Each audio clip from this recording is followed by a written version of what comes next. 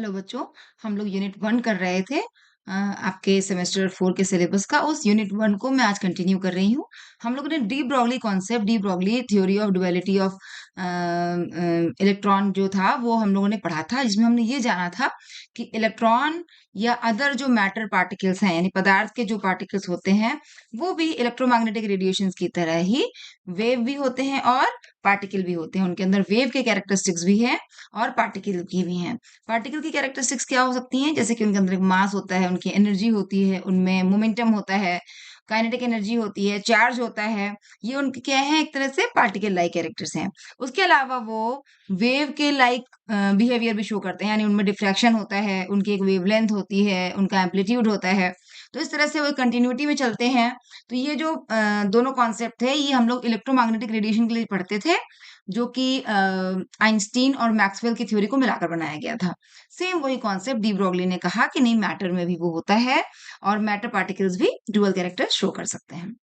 फिर हमने देखा कि क्योंकि matter particles dual character show कर सकते हैं और साथ ही साथ हाइजेनबर्ग का अनसर्टेनिटी प्रिंसिपल हमने देखा, जिसमें उन्होंने कहा कि जो पार्टिकल्स बहुत छोटे होते हैं उनके पोजीशन को और मोमेंटम को हम एक साथ नहीं बता सकते, क्योंकि उनको देखने के लिए हम जो क्वांटा यूज कर रहे हैं, जो पार्टिकल जो लाइट का पैकेट यानी क्वांटम यूज करते हैं हम, वो ही लाइट के पैकेट्स, वही क्वांटम उनकी पोजीशन को चेंज कर देते हैं। उनकी टक्कर से, जिनकी टक्कर से हम उनको देख सकते हैं, वो ही उनकी जगह को बदल देते हैं, यानी उनसे टकराकर वो अपनी पोज़ीशन को बदल देता है। तो जब तक वो लाइट के जो वेव है, जो पार्टिकल्स हैं, वो हमारे पास लौट करके आते हैं रिफ्लेक्शन के बाद, वहाँ से लौट करके आते हैं, तब तक वो जो पार्टिकल है, वो अपनी पोज़ीशन बदल चुका होता है। इसलिए अनसर्टेनिटी है उनकी पोज़ीशन में और उनके मोमेंटम में। ठीक है? तो ये जो हमने पढ़ा था, ये हाइजेनबर्ग अनसर्टेनिटी प्रिंसिपल था और इन दोनों को मिलाते हुए ये देखा गया कि जो नॉर्मल मैकेनिक्स है, यानी जिसको हम कहते हैं न्यूटोनियन मैकेनिक्स, वो पार्टिकल्स के लिए, ऐसे छोटे पार्टिकल्स के लिए काम नहीं आती है। उनके लिए जो मैकेनिक्स हम यूज़ करते हैं, उसे हम नाम देते हैं क्वांटम मैकेनिक्स। इसी क्वांटम मैकेनिक्स का एक्सटेंशन है हमारा Schrödinger wave equation. Schrödinger wave equation क्या थी? उन्होंने स्क्रोडिंजर ने यही वेव मैकेनिक्स को यूज़ करते हुए ऐसे छोटे पार्टिकल्स के लिए उनके मास और एनर्जी से, एनर्जी के लिए एक आप कह सकते हैं एक इक्वेशन निकाली, एक इक्वेशन बनाई, उसे ही हम लोग नाम देते हैं स्क्रोडिंजर वेव इक्वेशन।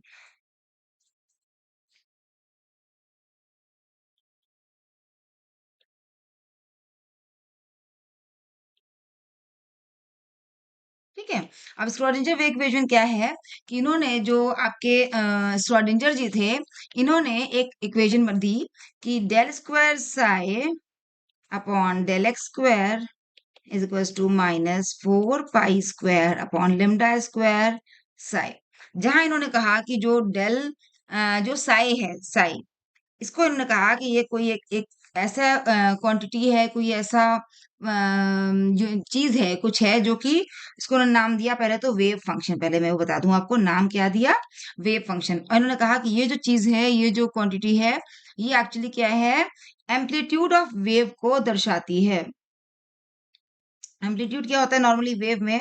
ये मान लीजिए वेव है हमारी एक, इस प्रकार से। तो इस वेव में जो ये मीन पोजीशन है, मीन पोजीशन से एक और एक वेव जितनी डिस्टेंस ट्रैवल कर सकती है मैक्सिमम, उसे हम कहते हैं उसका एम्पलीट्यूड। तो अगर कोई वेव है, उसका एम्पलीट्यूड है, तो उसी एम्पलीट्यूड को इन्होंने, अगर पार्टिकल के रिस्पेक्ट में बात की जाए, तो उन्होंने कहा कि पार्टिकल के लिए वो साई होगा, उसको उन्होंने कहा वेव फंक्शन है। ठीक है? और इसका और कोई इन्होंने बहुत फिजिकल इंपॉर्टेंस नहीं बताया। साथ ही में उन्होंने कहा साई स्क्वायर, एक और टर्म दिया। साई स्क्वायर को उन्होंने कहा कि this will be the probability of finding an electron.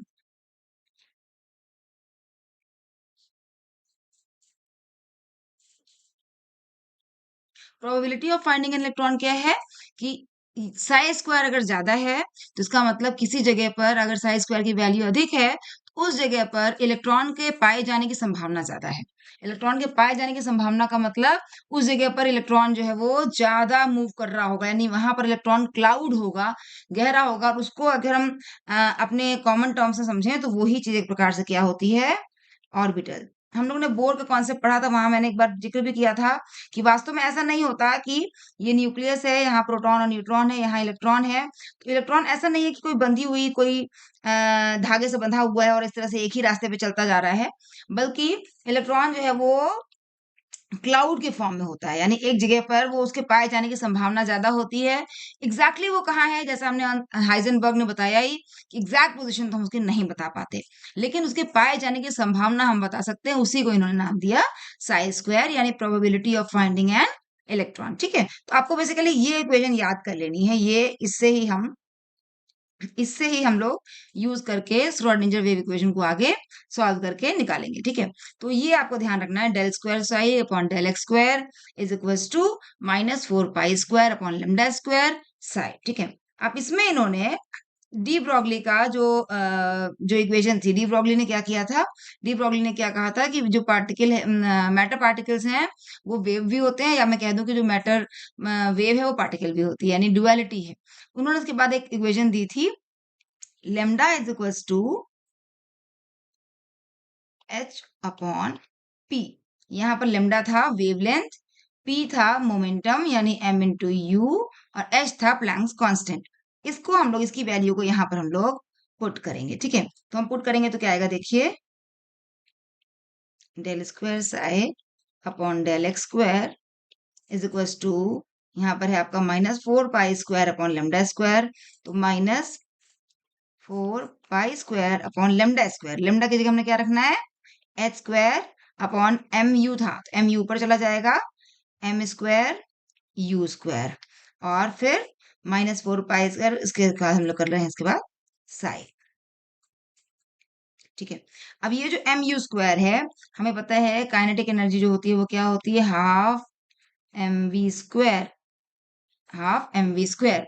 ये जो हाफ एम वी स्क्वायर है, इसी को हम लोग यहाँ पर रखना चाह रहे हैं। तो मैं इस इक्वेशन में यहाँ एम स्क्वायर यू स्क्वायर, इसमें एम को अलग कर दूं और हाफ लाने की कोशिश करूं। तो हाफ लाने के लिए मैं 1/2 से नीचे, हमें हाफ मतलब यानी नीचे 2 चाहिए, यानी डिनोमिनेटर में 2 चाहिए, तो मैं 2 से ऊपर और नीचे दोनों में मल्टीप्लाई करने जा रही हूँ, -2/2। ये करके इसके आगे जो कुछ था वो मैं वैसे ही लिख रही हूँ, 4 pi square upon H square, और एम एक में अलग करके एम वी स्क्वायर को, एम यू स्क्वायर को अलग कर दे रही हूँ, क्योंकि मुझे इसकी जरूरत है काइनेटिक एनर्जी को यहाँ पर पुट करने के लिए।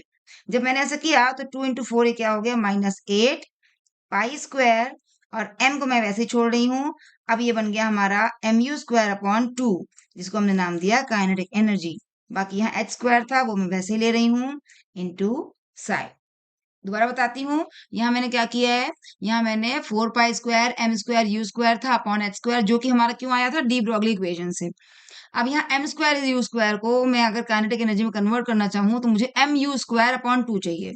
एम यू स्क्वायर यहाँ से निकल सकता है, एम को अलग कर दीजिए तो एम यू स्क्वायर बच जाएगा हमारे पास, और जो 2 है उसके लिए मैंने डिनोमिनेटर और न्यूमरेटर दोनों में 2 से मल्टीप्लाई कर दिया। तो हमारी इक्वेशन क्या चेंज हो गई, del square psi upon del X square is equals to -8 pi square upon H square into M into K into psi. आपको पता है कि जो टोटल एनर्जी होती है, अगर मैं उसको ई से दिखाऊं, ई इज इक्वल्स टू होता है kinetic energy plus potential energy. ठीक है, पोटेंशियल एनर्जी को यहाँ पे हम लोग वी से दिखाते हैं, वैसे पी से भी दिखा सकते थे, लेकिन यहाँ इन्होंने वी से दिखाया था तो मैं वी से ही दिखा रही हूँ। इस हिसाब से काइनेटिक एनर्जी क्या हो जाएगी हमारी, total energy minus potential energy, वो मैं यहाँ पर पुट कर रही हूँ। तो क्या बन जाएगा हमारा, -8 pi square upon H square into M, और काइनेटिक एनर्जी की जगह मैंने रख दिया ई माइनस वी साई। हमारी इक्वेशन बन गई del square psi upon del X square is equal to ये हमारा केवल अगर जो हमारा पार्टिकल है वो केवल अगर एक्स डायमेंशन में मूव कर रहा हो तो उसके लिए ये इक्वेशन हम लोग इजीली अप्लाई कर सकते हैं। और सेम इसी को मैं कन्वर्ट कर रही हूँ 3 डायमेंशन के लिए। 3 डायमेंशन में हम लेंगे तो डेल स्क्वायर साई यानी एक्स वाई और जेड तीनों एक्सिस को हम लेंगे, तो क्या बन जाएगा, del square psi upon del X square plus del square psi upon del Y square plus del square Z upon, sorry, del square psi upon del Z square is equals to -8 pi square M upon H square in bracket E minus V psi. ठीक है। अब ये जो आया इसको अगर मैं minus जो इक्वल के राइट हैंड साइड में जो कुछ भी है सारा मैं अगर लेफ्ट हैंड साइड ले जाऊं तो यहाँ क्या बच जाएगा हमारा del square psi upon del X square plus del square psi upon del Y square plus del square psi upon del Z square plus सारा जो कुछ है मैं इधर ले आ रही हूँ 8 pi square M upon H square E minus V psi is equals to 0। ये दूसरी जो main three dimensional wave equation है श्रोडिंगर वेव इक्वेशन वो ये है। ठीक है, तो मेनली हम इन्होंने यही इक्वेशन हमें दी थी और इसका फिजिकल सिग्निफिकेंस जो मैंने बताया कि सिंपली आपके लेवल पे यानी केमिस्ट्री में जितना हमें समझना है वो ये है कि यहाँ जो डेल स्क्वायर साई है यानी कि साई स्क्वायर एक्चुअली वो क्या चीज है, Sai square probability of finding an electron है और जो केवल साई है वो हमारा वेव फंक्शन है। वेव फंक्शन का मतलब एम्पलीट्यूड ऑफ अ वेव। ठीक है, तो ये जो इक्वेशन थी श्रोडिंगर ने यही इक्वेशन दी थी। हाइड्रोजन के रिस्पेक्ट में अगर हम करते हैं इसको तो हाइड्रोजन में आप जानते बच्चों आपके सिलेबस में बोर के सॉरी श्रोडिंगर वेव इक्वेशन जो है वो हाइड्रोजन के लिए भी निकालनी है। आपके सिलेबस में दिया हुआ है ये कि हाइड्रोजन के रिस्पेक्ट में श्रोडिंगर वेव इक्वेशन कैसे कैसे डिराइव करोगे आप। तो ये जो इक्वेशन थी इसी में अगर यहाँ पे V की वैल्यू यानी पोटेंशियल एनर्जी की वैल्यू हम निकालें हाइड्रोजन के लिए, हाइड्रोजन में आप सभी जानते हैं एक प्रोटॉन होता है और एक ही इलेक्ट्रॉन होता है। तो उसके लिए जो पोटेंशियल एनर्जी होगी वो होगी minus E square upon R. वैसे ये मतलब अगर आप सोचें कि कैसे आया ये फॉर्मूला कहाँ से आया तो आप जानते हैं work is equals to force into distance. अगर यहाँ पर डिस्टेंस इनके बीच में आर हो और फोर्स मैं कह रही हूँ कि Q1 Q2 upon R square हो तो यहाँ पर जो चार्ज प्रोटॉन पर होता है वो E होगा लेकिन वो प्लस में होगा। यहाँ पर भी चार्ज इलेक्ट्रॉन पर भी E होगा लेकिन वो माइनस में होगा। E into E is Q1 Q2 E square upon distance का square R square Q1 Q2 upon R square into R. R से स्क्वायर कट गया और माइनस प्लस मिला करके माइनस हो गया इसलिए आता है स्क्वायर अपॉन आर। ये वैल्यू अगर हम यहाँ पुट कर दें v की तो इससे इसको सॉल्व करने पर जो इक्वेशन आती है वो बन जाती है e is equal to minus 2 pi square m e raise to the power 4 divided by n square h square. ये जो इक्वेशन है ये इक्वेशन क्वांटम मैकेनिक्स की बहुत इंपॉर्टेंट इक्वेशन है। क्यों? क्योंकि इस इक्वेशन से हम हाइड्रोजन का जो बोर का जो कॉन्सेप्ट था उस पर ही पहुंचते हैं। यानी जो बोर ने अपनी थ्योरी के थ्रू एनर्जी ऑफ इलेक्ट्रॉन निकाली थी अपने मॉडल से वो यही थी। अब वो हम लोग यहाँ पर श्रोडिंगर के थ्रू भी पहुंच रहे हैं, श्रोडिंगर की वेव मैकेनिक्स के थ्रू भी पहुंच रहे हैं। तो एक प्रकार से ये एक लिंक है वेव मैकेनिक्स और बोर्स मॉडल के बीच में। ठीक है, तो ये हमारा था श्रोडिंगर वेव इक्वेशन, इसकी सिग्निफिकेंस मैंने आपको बता दी और इससे ज्यादा इसके अलावा इसमें आपको कुछ नहीं पढ़ना है। नेक्स्ट हमारा जो टॉपिक है दैट इज क्वांटम नंबर्स।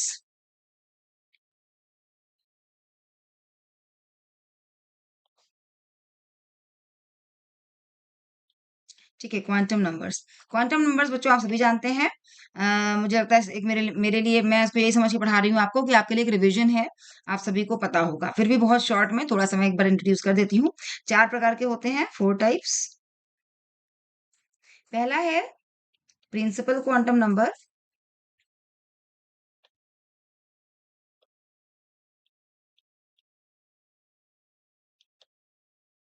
दूसरा है azimuthal quantum number,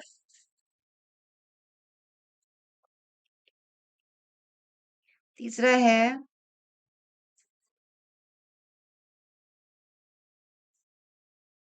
magnetic quantum number और चौथा है स्पिन क्वांटम नंबर। ठीक है, 4 प्रकार के होते हैं। अब एक क्वेश्चन के थ्रू समझाऊं तो ज्यादा बेटर होगा आई थिंक। मान लीजिए सपोज करिए कोई एक एटम में ले लेती हूँ, कोई एक सपोज मैंने ले लिया सोडियम। ठीक है, सोडियम लेते हैं, सबसे इजी है ये, बहुत आसानी से समझ पाएंगे आप इसे। सोडियम के 11th इलेक्ट्रॉन के ऑल द 4 क्वांटम नंबर्स बताइए और उनका क्या सिग्निफिकेंस है ये भी बताइए। सपोज ये क्वेश्चन है हमारे पास। तो सोडियम के 11th इलेक्ट्रॉन, ठीक है, तो पहले मैं सोडियम का एटॉमिक नंबर लिखती हूँ। सोडियम का एटॉमिक नंबर इज 11। इसका इलेक्ट्रॉनिक कॉन्फ़िगरेशन क्या हो जाएगा? 1s2 2s2 2 2p6 और 3s1। ठीक है? ये हो जाएगा इसका atomic electronic configuration. 11th electron, ये 11th ये वाला है, 11वां ये वाला है, तो इसकी हमें बात करनी है। अब आप यहाँ देखते हैं ये क्या है हमारे पास 3s1, इस पर ही हमारा फ़ोकस होना है। इसमें जो ये 3 है, this is equal to principal quantum number, यानी इसका प्रिंसिपल क्वांटम नंबर कितना है? 3। प्रिंसिपल क्वांटम नंबर क्या बताता है कि कोई भी इलेक्ट्रॉन कौन से शेल में है, किस शेल में है। हम सभी जानते हैं कि किसी भी एटम में न्यूक्लियस होता है सेंटर में, उसके अराउंड इलेक्ट्रॉन्स होते हैं। इलेक्ट्रॉन्स बहुत सारे ऑर्बिट्स में रिवॉल्व कर रहे होते हैं अराउंड द न्यूक्लियस। तो ये जो ऑर्बिट्स हैं उनकी संख्या को ही हम लोग के एल एम एन कहते थे, के एल एम एन इस प्रकार से कहते थे। वही है के इज इक्वल टू के के लिए एन इज इक्वल टू 1 हो जाएगा, इसके लिए 2 हो जाएगा एल के लिए, फिर एन 3 हो जाएगा एम के लिए, इस तरह से होता था। तो ये जो 3 है वही क्या बता रहा है कि हमारा जो इलेक्ट्रॉन है 11th electron of sodium is present in third shell. ठीक है, तो इससे हमें प्रिंसिपल क्वांटम नंबर पता लग गया। फिर आते हैं हम इस एस को देखते हैं। एस क्या है? इसकी सब शेल, यानी एक शेल में बहुत सारी सब शेल्स हैं। सब शेल्स हैं, बहुत सारी नहीं, मतलब कुछ सब शेल्स हैं। कितनी सब शेल्स हैं? पहले वाले में यानी कि के में जहां पर एन जो है वो आपका 1 है, उस समय केवल और केवल एक सब शेल है, वो कौन सी है? एस है। दूसरा n इज इक्वल टू 2 है यानी कि L, उसके लिए दो सबशेल्स हैं S और P। तीसरे वाले M, जिसमें कि N जो हो जाएगा वो 3 हो जाएगा, उसमें तीन सबशेल्स हैं S, P एंड D। फिर चौथा वाला N, N is equal to उसके लिए 4 होगा, और इसमें चार सबशेल्स हैं S, P, D, F। सभी को पता है? तो इसका मतलब हमें देखना है कि यहाँ पे कौन सी सबशेल है। तो यहाँ सबशेल कौन सी है? इसकी एस। तो यहाँ आपको थोड़ा सा ध्यान रखना है कि एस सबशेल के लिए ये जो एजिमुथल क्वांटम नंबर होता है 0 होता है, पी सबशेल के लिए 1 होता है, डी के लिए 2 होता है, एफ के लिए 3 होता है, इस तरह से। ठीक है, तो हमारा ये सबशेल एस है। एस के लिए एजिमुथल क्वांटम नंबर जिसको हम एल से रिप्रेजेंट करते हैं वो हो जाएगा 0। क्या हो जाएगा? 0। सही कर दो उसको मैं। एल के लिए क्या हो जाएगा? 0, यानी इसका जो एजिमुथल क्वांटम नंबर है वो 0, यानी एजिमुथल क्वांटम नंबर किसी भी इलेक्ट्रॉन के सबशेल को डिनोट करता है कि वो जो इलेक्ट्रॉन है वो शेल के किस भाग में है, जो हमारी ऑर्बिट है उस ऑर्बिट में कहाँ पर है, वो हमें पता लगता है एजिमुथल क्वांटम नंबर से। तो एजिमुथल क्वांटम नंबर इसका कितना है? L is equal to 0। अब हम आते हैं मैग्नेटिक क्वांटम नंबर पे। इसके एस सबशेल को अगर आप देखेंगे, एस सबशेल में कितने इलेक्ट्रॉन, कितने ऑर्बिटल होते हैं? 1। एक्चुअली मैग्नेटिक क्वांटम नंबर जो होता है वो इस बात को डिनोट करता है कि जो एंगुलर मोमेंटम है किसी भी अम, अम, अ, किसी भी पार्टिकल का, अगर कहीं एंगुलर मोशन हो रहा है, एंगुलर वो गोल घूम रहा है, तो वहां मैग्नेटिक फील्ड जनरेट होगा, और चार्ज पार्टिकल है तो जो मैग्नेटिक फील्ड है उसी मैग्नेटिक फील्ड को ये डिनोट करता है। और वैसे हम कहें तो इलेक्ट्रॉन अगर सबशेल उसकी जो है वो अगर एस है तो उसके पास एक ही ऑर्बिटल होगा। पी सबशेल है तो हम सभी जानते हैं इसमें कितने होंगे? 3 ऑर्बिटल होंगे। डी सबशेल है तो उसके पास 5 ऑर्बिटल होंगे। एफ सबशेल है तो उसके पास 7 ऑर्बिटल होंगे। ठीक है, 7 ऑर्बिटल। और इसकी जो वैल्यू हम लिखते हैं जीरो के लिए तो खैर जीरो ही है। पी के लिए हम लिखते हैं +1 0 -1, डी के लिए हम लिखते हैं +2 +1 0 -1 -2। उसी तरह एफ के लिए हम लिखते हैं +3 से लेकर के -3 तक, +3 +2 +1 0 -1 -2 एंड -3। ठीक है, अब हमारा जो 11th इलेक्ट्रॉन है वो S1 है। S1 का मतलब इसका जो पहला इलेक्ट्रॉन है, तो जो इसका पहला इलेक्ट्रॉन होगा ऑब्वियसली उसके लिए भी S की वैल्यू 0 है, यानी ऑर्बिटल भी उसका, ऑर्बिटल की वैल्यू भी 0 है, यानी जो मैग्नेटिक क्वांटम नंबर है वो किसी भी इलेक्ट्रॉन के ऑर्बिटल को दिखाता है, उसका ऑर्बिटल क्या है। तो इसके लिए अगर मैं कहूं तो मैग्नेटिक क्वांटम नंबर इसका जो कि हम m से दिखाएंगे वो कितना है? 0 है। और नेक्स्ट इज आपका spin quantum number. Spin quantum number ये बताता है कि वो इलेक्ट्रॉन की स्पिन इस तरह से है या फिर इस तरह से। इस तरह से, इस तरह से का मतलब यानी वो ऑपोजिट स्पिन में होते हैं इलेक्ट्रॉन्स दोनों। तो अगर पहला इलेक्ट्रॉन है तो उसके लिए हम +12, ऐसे आर्बिट्रली हमने डिसाइड कर लिया है कि अगर पहला इलेक्ट्रॉन है किसी ऑर्बिटल का तो उसको हम +12 कहेंगे, और दूसरा इलेक्ट्रॉन है तो उसे हम -12 कहेंगे, क्योंकि 1 है, 1 का मतलब पहला ही इलेक्ट्रॉन है, तो उसके लिए जो स्पिन क्वांटम नंबर होगा वो +12 होगा। अगर वो दूसरा इलेक्ट्रॉन होता तो हम कहते हैं कि वो उसके लिए उसकी वैल्यू माइनस हाफ होगी। इसी तरह क्वेश्चन नेक्स्ट करके देखते हैं, जिसके मैं इतना एक्सप्लेन नहीं करूंगी, सिर्फ हम वैल्यू निकालते हैं। जैसे मान लीजिए अगर मैं कहूँ सिलिकॉन के 12th इलेक्ट्रॉन का सारे ऑल द 4 क्वांटम नंबर्स बताइए। सिलिकॉन का एटॉमिक नंबर कितना होता है? 14 होता है, ठीक है। इसका इलेक्ट्रॉनिक कॉन्फ़िगरेशन क्या हो जाएगा? 1s2, 2s2, 2p6, 3s2, 3p6, नहीं सॉरी, 3p2। 2 2 4 6 10, 2 12 और 2 14, ये हो जाएगा। अब हमें 12th इलेक्ट्रॉन देखना है, तो 12 इसका मतलब यहीं पर आ रहा है, यहीं पर जो एस का जो सेकंड इलेक्ट्रॉन है वो हमारा 12th इलेक्ट्रॉन है। तो इसके लिए अगर हम देखते हैं तो एन क्या होगा? यहाँ पर 3 लिखा हुआ है, इसका मतलब एन की वैल्यू क्या होगी, यानी प्रिंसिपल क्वांटम नंबर क्या होगा? 3 होगा। Azimuthal quantum number S orbital है तो 0 होगा। प्रिंसिपल मैग्नेटिक क्वांटम नंबर भी एस के लिए तो 0 ही होगा। और जो इसका स्पिन क्वांटम नंबर है, क्योंकि ये सेकेंड इलेक्ट्रॉन है, आपने 2 लिखा हुआ है यानी सेकेंड वाला इलेक्ट्रॉन है, सेकेंड वाले इलेक्ट्रॉन के लिए क्या हो जाएगा? माइनस हाफ हो जाएगा। तो ये इसका हो जाएंगे इसके चारों इलेक्ट्रॉन्स के लिए क्वांटम नंबर्स, मतलब चारों क्वांटम नंबर्स होंगे इसके 12th इलेक्ट्रॉन के लिए, ठीक है। अब इसके अलावा अगर आप किसी और एटम का करके ट्राई करिएगा, मैं क्वेश्चन दे रही हूँ, find out all the 4 quantum numbers for phosphorus 15 last electron. Find out all the 4 quantum numbers of the last electron of phosphorus 15, ठीक है। इस क्वेश्चन को आप करेंगे, करके आप मुझे बताएंगे आपसे सॉल्व हो रहा है या नहीं हो रहा है। इस वीडियो को यहीं पे रोकती हूँ मैं, आगे की जो टॉपिक्स हैं उसको हम नेक्स्ट वीडियो में कवर करेंगे। ओके, बाय बाय बच्चों, थैंक यू।